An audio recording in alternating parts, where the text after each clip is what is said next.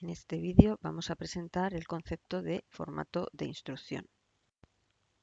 Los modos de direccionamiento permitidos, así como el tipo y el tamaño de los datos y las operaciones que soporta un procesador, tienen impacto en la codificación binaria de las instrucciones máquina. A su vez, el formato de las instrucciones máquina influye en la implementación del procesador. Cuando hablamos del formato de una instrucción, nos estamos refiriendo a la representación binaria de la instrucción.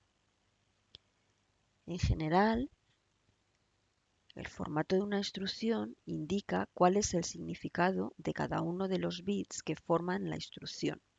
Estos bits habitualmente se agrupan en campos y cada campo se utiliza para codificar una determinada información.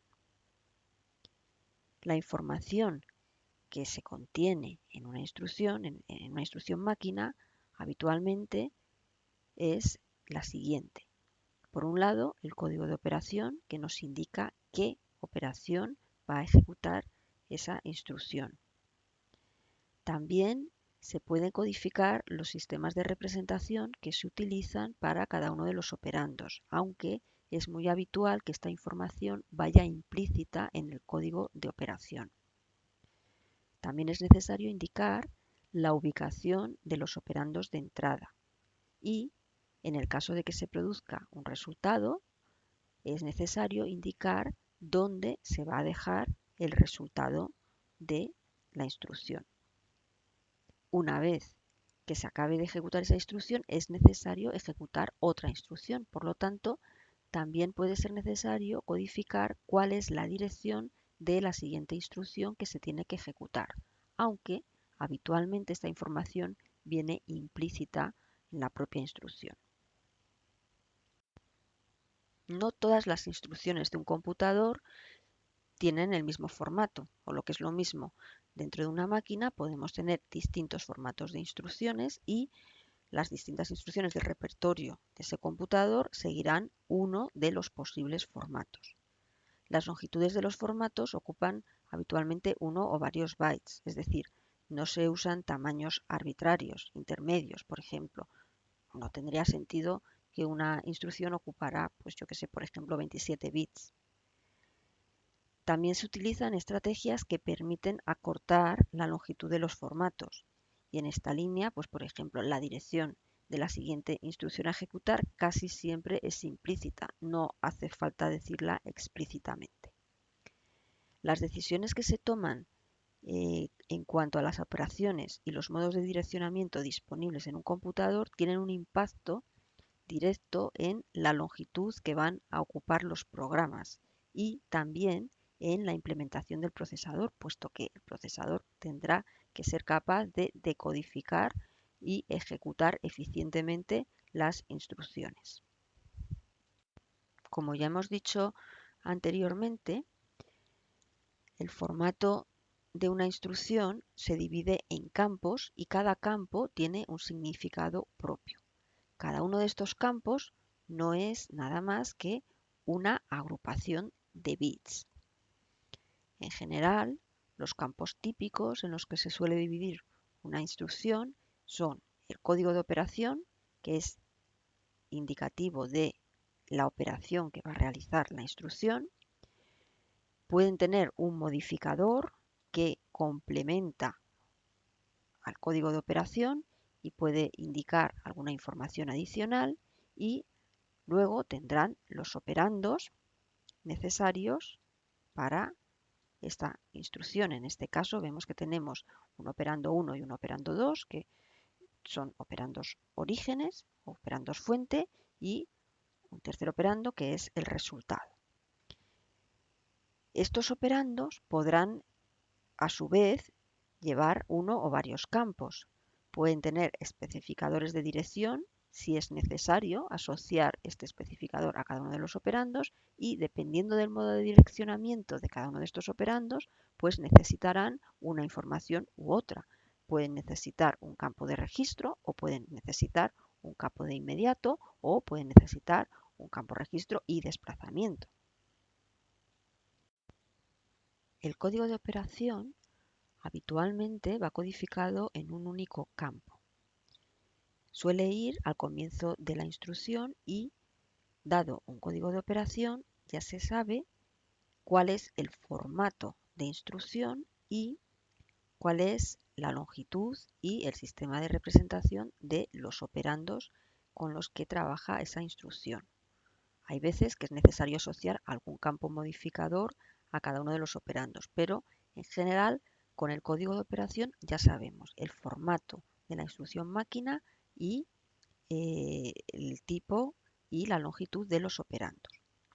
El problema o la dificultad viene al codificar los distintos modos de direccionamiento que permitimos en las operaciones. Lo más fácil sería que para una operación estuvieran fijos los modos de direccionamiento, es decir, los operandos solamente se pudieran acceder utilizando un único modo de direccionamiento. En ese caso, con el código de operación ya estaríamos definiendo cuáles son los modos de direccionamiento de los operandos. Pero hay veces que queremos permitir distintas posibilidades, es decir, que los operandos puedan venir con distintos modos de direccionamiento para una misma operación. Entonces, en ese caso, la dificultad depende de el abanico de posibilidades que queramos contemplar, es decir, cuál es el número de modos de direccionamiento disponibles y si queremos permitir todos los modos de direccionamiento para una determinada operación o queremos de alguna manera restringir las posibilidades. Hay que tener en cuenta que distintos modos de direccionamiento necesitan distintos campos de distintas longitudes y por tanto eso tiene una influencia en el formato de instrucción máquina y en su longitud.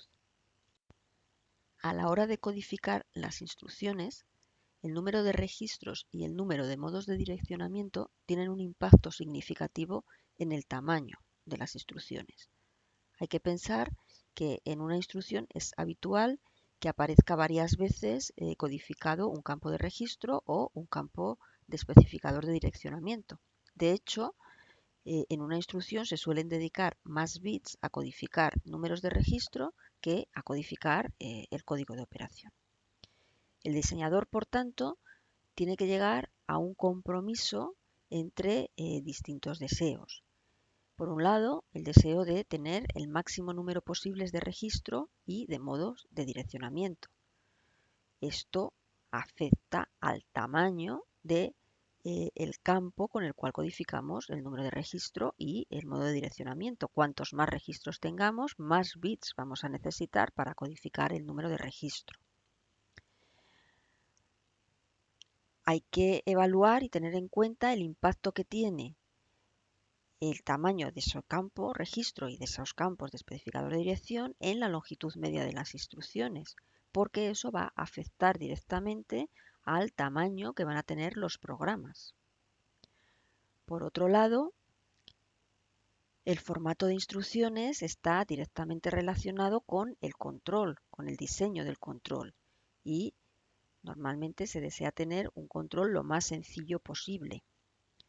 Y por otro lado, también se desea poder tener una implementación segmentada en nuestro procesador, que tendrá un impacto positivo en el rendimiento a la hora de ejecutar nuestras instrucciones. En esta diapositiva observamos distintos formatos de instrucción. El primero de ellos corresponde a instrucciones de longitud variable. Observamos que el primer campo es el código de operación y también nos indica el número de operandos que va a tener esta instrucción. Cada uno de los operandos conlleva un especificador de dirección y la dirección de ese operando. Es decir, tendremos tantos pares especificador de dirección como operandos tengamos. Con este enfoque, las instrucciones pueden ser de longitudes muy variables, hay una gran variabilidad. La ventaja que tiene este enfoque es que habitualmente la longitud de los programas es pequeña. Suele ser adecuado este tipo de formatos de instrucción cuando en el repertorio de instrucciones tenemos muchas posibilidades de combinar operaciones y modos de direccionamiento.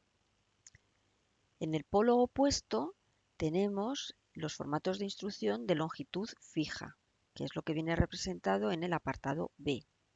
En este caso, el código de operación indica cuántos operandos tiene la instrucción y cuáles son los modos de direccionamiento asociados a cada uno de los operandos. Por tanto, no tenemos especificadores de direcciones asociados a cada operando, los operandos siempre ocupan lo mismo y por tanto la instrucción es de longitud fija. Este enfoque simplifica el control, pero implica que la longitud de los programas suele ser mayor. En el intermedio tenemos los enfoques híbridos, que combinan las ventajas de los otros dos, es decir, permiten una cierta variabilidad en el tamaño de las instrucciones, pero no una variabilidad total, y a su vez combinan la ventaja de generar códigos de un tamaño no tan grande como en el caso de las instrucciones de tamaño fijo y consiguen no tener un control tan complicado como en el caso de los formatos de instrucción de longitud variable.